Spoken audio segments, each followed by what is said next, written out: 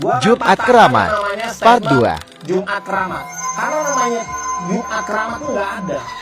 Coba menembus ini ternyata agak berat gitu ya. Dan di sini juga tertahan oleh yang namanya apa? Nah, di sini ada juga bawah nih. Nah, maksimal dia sampai sini gitu ya, sampai sini. Artinya di Jumat ini dia akan membuat sideways yang cukup panjang gitu ya. Nah, setelah itu gimana Bang? Apakah kita cuma mengandalkan market structure? Tidak. Gue tadi bilang kalau menentukan market structure lu bisa pakai sumbunya. Tapi kalau menentukan yang namanya SNR lu bisa pakai body patah-patah gitu ya. Cantik jelita gitu kan. Jadi lu pakai itu. Nah, terdapatlah price-nya di angka sini gitu ya. Nah, setelah itu apa sih fungsi dari resisten maupun support ini?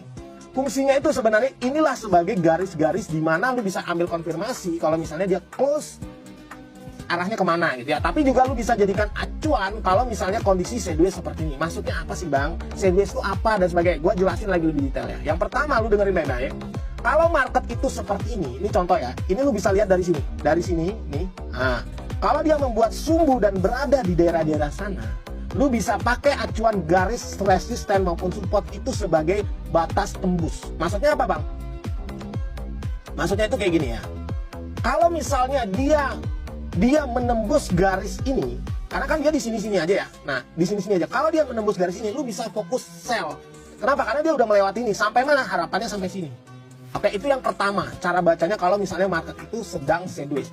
Bang, tapi kalau kita baca secara close candle, kan harusnya dia naik Bang. Betul. Tapi itulah yang selalu gue bahas ke kalian. Lu harus paham juga yang namanya sumbu-sumbu seperti ini. Kalau sideways seperti ini. Kalau market sideways lu nggak bisa sembarangan. Lu nggak bisa langsung, oh yaudah buy sell, nggak bisa. Lu harus perhatikan juga. Dari mana kita tahu dia sideways? Dari yang sudah pernah gue bahas. Kalau sumbunya itu panjang-panjang dan berada di daerah sana, lu bisa blok menggunakan ini ya. Menggunakan yang namanya rectangle ya.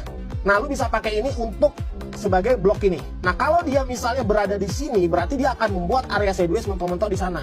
Nah, lu bisa pakai acuan SNR ini sebagai kalau dia menembus atas, berarti dia lanjut naik nih.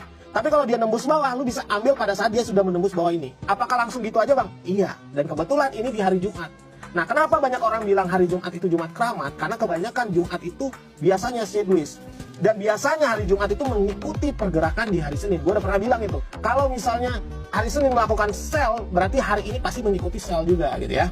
Nah, itu ya yang pertama ya. Jadi kalau misal kondisinya ada banyak sumbu-sumbu seperti ini, artinya dia sideways.